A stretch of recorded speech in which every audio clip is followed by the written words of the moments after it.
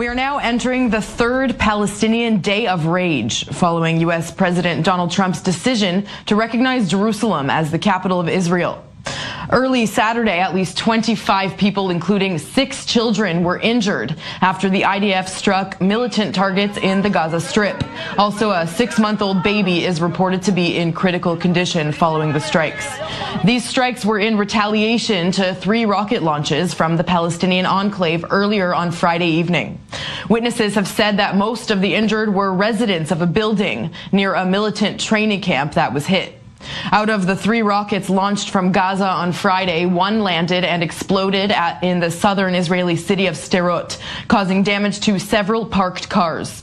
Another was intercepted by the Iron Dome anti-missile system.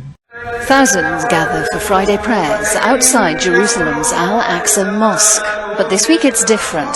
Palestinians are calling for a day of rage, protests against US President Donald Trump's recognition of Jerusalem as Israeli capital.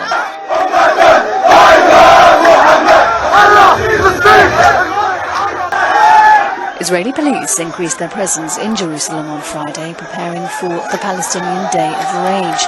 However, no extra restrictions were placed on access for worshippers at the flashpoint Al-Aqsa Mosque. Police say they have no indication of unrest there. Violence has often erupted at the Jerusalem compound where Al-Aqsa is located, on top of a hill known to Muslims as the Noble Sanctuary and to Jews as the Temple Mount. Palestinian leaders had called on their people to take to the streets on Friday, but by midday, protests had erupted around the world. In Indonesia, the most populous Muslim country, demonstrators in the capital Jakarta gathered in solidarity to denounce Trump's decision. In Kuala Lumpur and neighboring Malaysia, thousands of protesters held placards with a clear message: Jerusalem is not America's to give away. Earlier, Malaysia's Prime Minister Najib Razak highlighted his government's opposition to the US president's decision. In Indian-occupied Kashmir, similar scenes of solidarity from a people who are also struggling for freedom. And outrage against what many see as an affront on one of the world's holiest sites. In Egypt, thousands gathered at the main mosque of Al-Azhar in the capital, Cairo. And students at the American University of Cairo, as well as other universities, voiced their outrage too. Despite it being illegal to demonstrate under what many see as the autocratic rule of President Abdel Fattah al-Sisi, young Egyptians still protested in another sign of just how unpopular Trump's decision is. Turks in Istanbul protested almost as soon as the US president finished his speech on Wednesday, and thousands amassed again on Friday. Their anger is clear. Jerusalem is not just a red line for Palestinians, but for millions around the world. Meanwhile, Donald Trump has reportedly invited Palestinian Authority President Mahmoud Abbas to the White House in the fallout of his speech on Jerusalem. According to Haaretz newspaper, the White House confirmed that Trump invited Abbas to visit him in Washington when the Palestinian president is slated to be in the city for a medical procedure in a few weeks' time. The invitation was extended earlier in the week when Trump called him to warn about his intentions for Jerusalem, but no word on whether the meeting will take place. Also, a senior Palestinian official says U.S. Vice President Mike Pence isn't welcome in the occupied territories when he visits later this month. Pence is scheduled to visit Israel in December with a stop in the Palestinian city of Bethlehem. U.S. Secretary of State Rex Tillerson says moving the U.S. Embassy in Israel from Tel Aviv to Jerusalem might take a while. So this is not something that's going to happen this year, probably not next year. But the president does want us to move in a very concrete and steadfast way to ensure the embassy is located in Jerusalem. Tillerson says a few things need to be worked out before the embassy can officially move. They need building and construction plans. They need the land and authorizations. Then they actually have to build the embassy. Meanwhile, the US president is back in Florida speaking at another Make America Great Again rally. Trump spoke for over an hour, highlighting his achievements during the first year of his presidency, such as strengthening the economy and America's position in foreign affairs. He also renewed his promise to build the wall and continued his criticism of past administrations for not putting America first. Hey, they left me with North Korea. They left me with a mess in the Middle East. They left me with Afghanistan, which was a disaster. We'll make a lot of progress in Afghanistan, just like we have with getting ISIS out of Iraq, getting ISIS out of Syria, knocking the hell out of them. They left me with a mess. But we're cleaning up the mess. We're cleaning it up. And with time, we'll have it spinning like a top. Pakistani Air Force says it will not allow any drones, including those operated by the U.S., to violate the country's airspace. That is according to Air Force Chief Sohail Aman. We will not allow anyone to violate our airspace. I have ordered the Pakistan Air Force to shoot down drones, including those of the U.S., if they enter our airspace, violating the country's sovereignty and territorial integrity.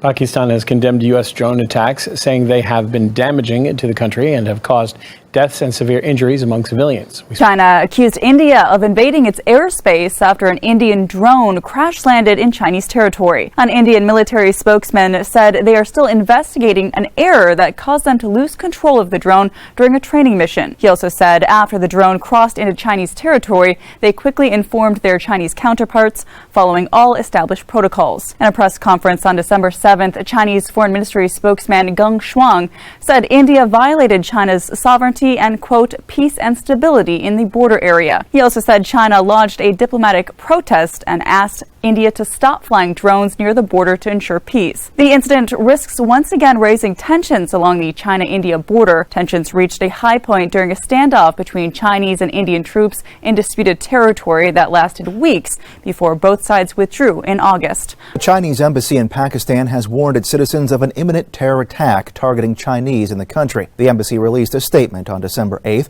warning Chinese organizations and citizens to stay vigilant, reduce time spent outdoors, and avoid crowded places. The embassy did not provide any additional details, such as what groups posed the threat or how they acquired the information. China has invested billions of dollars in Pakistan as part of its Belt and Road Infrastructure Initiative to link China to the Middle East and Europe. Many Chinese workers reside in the country as a result. In June, the Islamic State group said it kidnapped and killed 2 Chinese citizens in the country. Afterward, Pakistan promised to increase security for Chinese nationals. Pakistan also promised 15,000 troops to protect the Chinese economic corridor in Pakistan.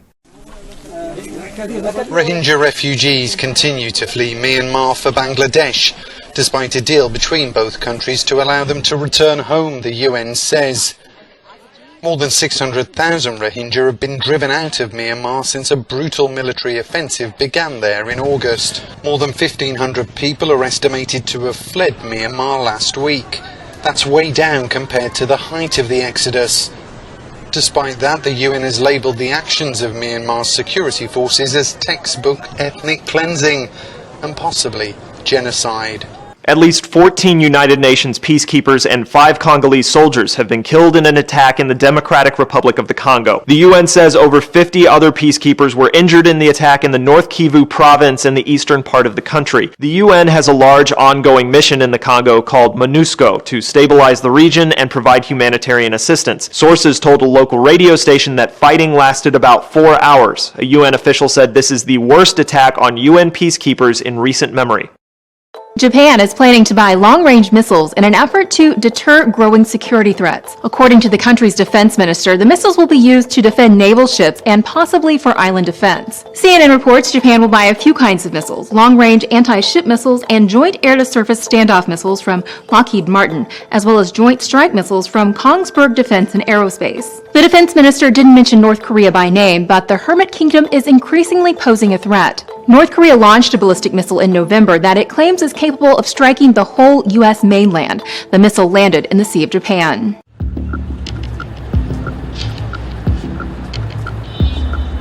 Smartphones are now everywhere in Pyongyang. These scenes captured by our reporters would be normal in most places, but in secretive North Korea, it's new.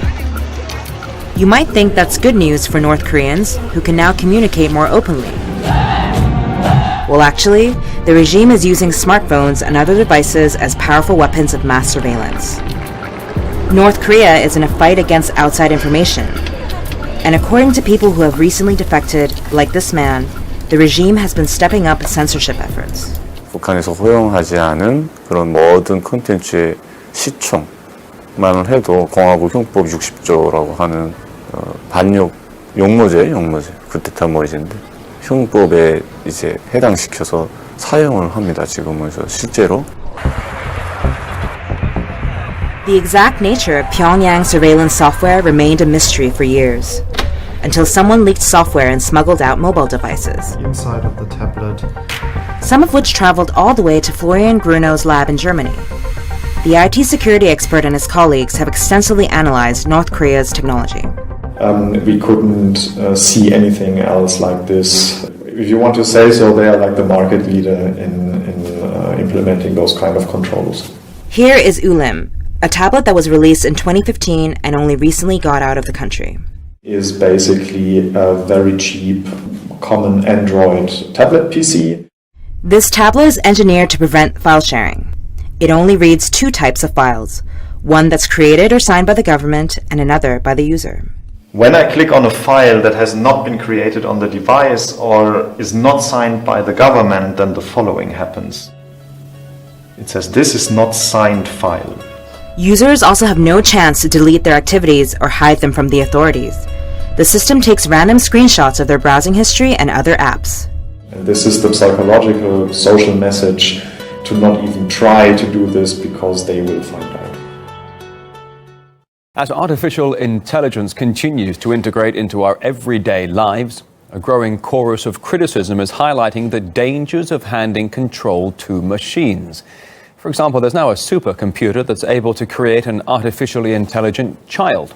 It can recognize objects such as cars and people in real time while outperforming any human-made algorithms. Another system made by Google has created a machine that took just 4 hours to learn the rules of chess and then beat a world-leading program. Meanwhile, tech giant Facebook says its program can detect suicidal behavior by analyzing user information. And Facebook CEO Mark Zuckerberg believes this is just the beginning. In the future, AI will be able to understand more of the subtle nuances of language and will be able to identify different issues beyond suicide as well. My colleague Colin Bray discussing artificial intelligence with a panel of experts. Well, I can understand the fear. Part of what we need to understand with artificial intelligence is that we're just at the beginning. This is just the tip of the iceberg. What's going to happen in the near future is that you're going to have predictive analytics, which will allow AI to predict your desires before you even know what you want. Just the thought of machines telling me what I want, it already makes me uncomfortable. But we see that happening, in our lives. We're constantly getting recommendations from these systems, and they're constantly intervening in ways that we don't expect, that we didn't ask for. Russian President Vladimir Putin may have to run against a robot in the 2018 Russian presidential election. As of December 8th, more than 42,000 people had signed a petition to get artificial intelligence system Elise on the 2018 Russian presidential ballot. 300,000 signatures are required to run. Russian tech company Yandex launched Elise in October as an alternative to other voice-activated assistants like Apple's Siri. Elise has since become very popular in Russia. Elise's campaign website argues she would be a good president because she relies only on logic, not emotions. It also says she is constantly in touch with millions of Russians, meaning she would change her politics based on the opinions of the people.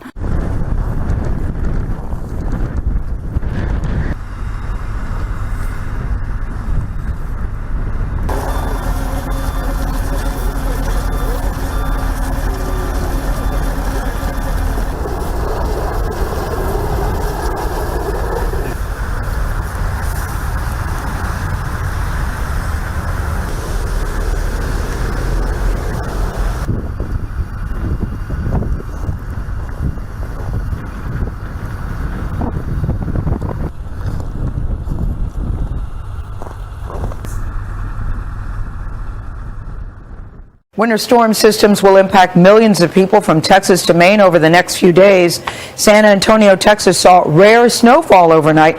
More than 2 inches fell for the first time in more than 30 years. This is a historic winter storm stretching from the deep south, not ending until it hits Maine. Benji first started in Texas, where heavy snow buried Kyle Field, home of the Texas A&M Aggies here in College Station. And then in Dimebach nearby, 4 inches of snow fell there. What a scene at the stadium, huh? From there, the storm moved on to Louisiana. Reports of at least 2 inches of snow around Baton Rouge, coating everything in sight. And yes, even the roads got snow-coated. Next was Mississippi, the snow in Jackson. Almost 5 inches of snow falling there. Look at the snow on the trees. A few power outages reported in Mississippi. Then to Alabama. Winter wonderland here. Poolside, it's all snow, right? Birmingham had 4.5 inches on the south side of town. Winter storm warnings still remain in effect across central Alabama. Then it was Georgia. This, the scene outside the Weather Channel headquarters in Atlanta, and another round of snow is on the way later this evening. Several more inches are possible in North Georgia through the night. North side of Metro Atlanta, roughly 8 inches of snow has fallen. It's been nearly 4 months since Hurricane Harvey, and much of southeast Texas is still getting back on its feet. First Lady Melania Trump and Second Lady Karen Pence got an up-close look at the situation. They met with first responders and struggling families, acknowledging the strife, but urging storm victims to focus on what they still have. You serve as a reminder to all of us that the best gifts are those of family and friends, love and kindness. The head of the Centers for Disease Control and Prevention was also in the region Wednesday. She met with local public health officials and stopped by a mobile wellness unit tasked with providing services like free immunizations and cleaning supplies. At the same time, thousands of people still have no clean drinking water. I've been flooded out before, but this was really a journey. Plenty of people are still living in tents. The possessions they managed to save piled up around their makeshift homes. Bathing requires using a community shower with water coming from a garden hose. For parents like Petra Cervantes, every day is a struggle. Sometimes I don't want to come back home. With cold weather on the way, volunteers are handing out blankets and winter gear.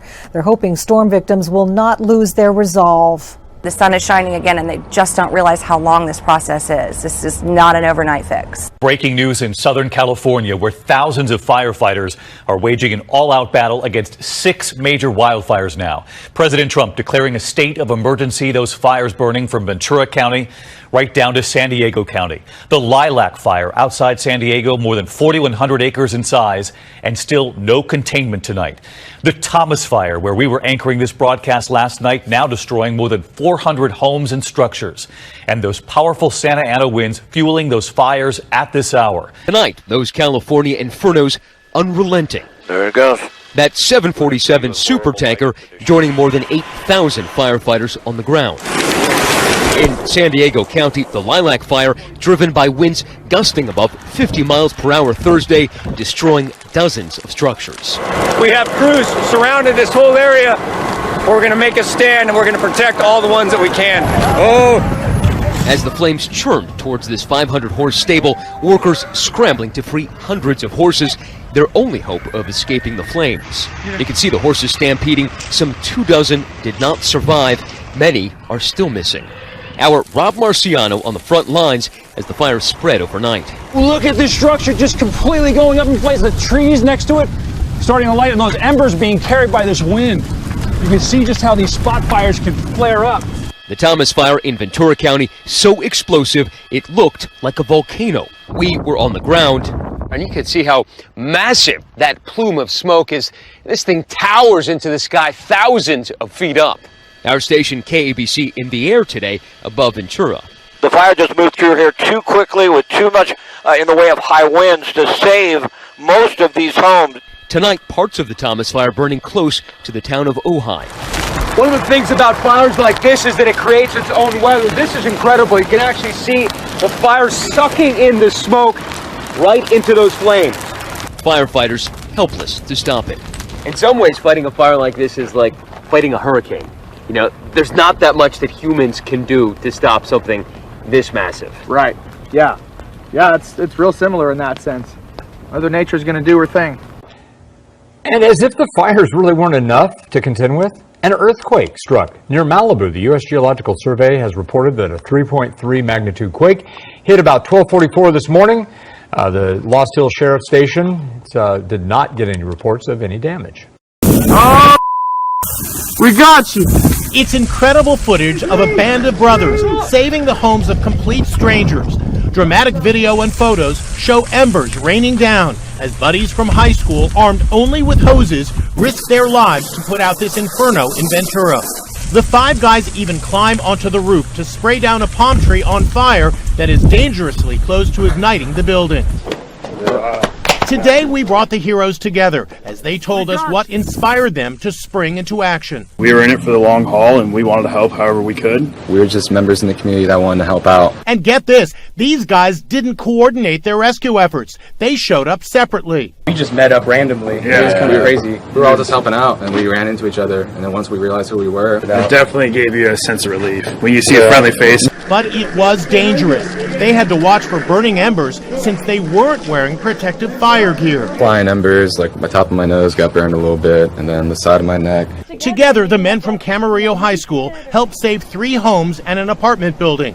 Neighbors are grateful. Thank you so much. They're actually responsible for saving our house. Yeah.